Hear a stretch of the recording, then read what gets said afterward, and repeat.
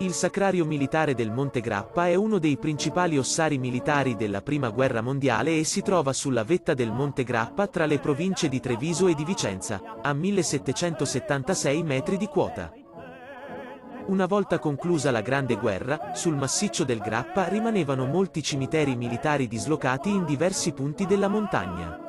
Perciò, si pensò di costruire un unico cimitero monumentale sotto la vetta del monte, ma, terminati i lavori, a seguito di problemi di umidità delle gallerie appena realizzate, si decise di costruire l'attuale sacrario militare.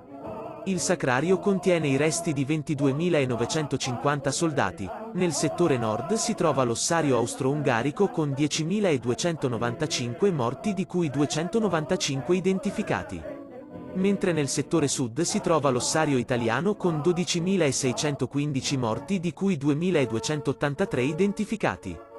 Tra i due ossari, c'è la cosiddetta via eroica lunga 300 metri, con a lato i 14 grandi cippi recanti i nomi delle cime teatro di guerra.